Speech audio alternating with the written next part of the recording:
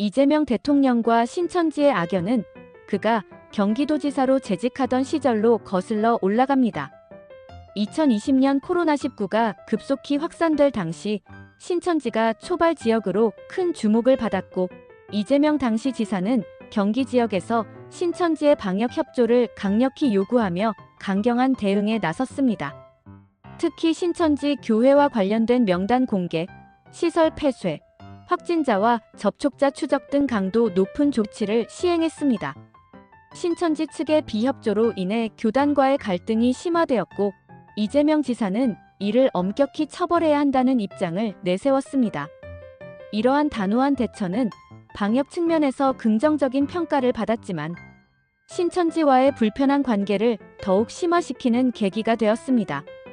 이후 이재명 대통령이 된 지금도 이 악연은 여전히 회자되며 큰 화제를 모으고 있습니다. 신천지가 이재명 대통령을 비판하거나 부정적으로 보는 이유는 주로 다음과 같은 배경에서 비롯됩니다. 1.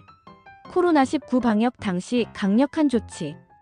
2020년 코로나19 초기 경기도지사였던 이재명 대통령은 신천지 관련 시설 353곳을 14일간 강제 폐쇄하고 집회를 금지하는 긴급 행정명령을 내렸습니다.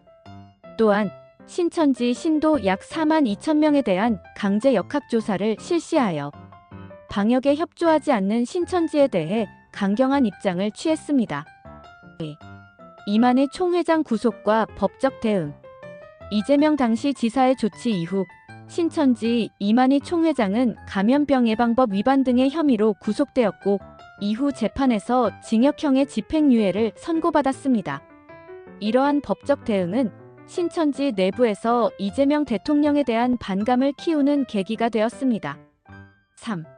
정치적 이해관계와 대선 개입 의혹. 신천지 전 간부인 윤재천 씨에 따르면 2022년 대선을 앞두고 신천지는 내부의 외교정책부라는 조직을 신설하여 특정 후보를 지지하는 활동을 벌였다고 주장했습니다.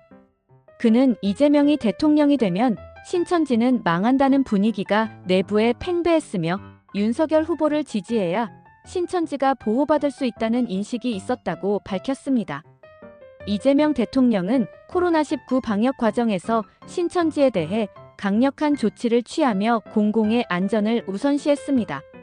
이러한 조치와 법적 대응은 신천지 내부에서 이재명 대통령에 대한 부정적인 인식을 형성하는 데 영향을 미쳤습니다. 또한 정치적 이해관계로 인해 특정 후보를 지지하는 활동을 벌인 것으로 알려져 있습니다.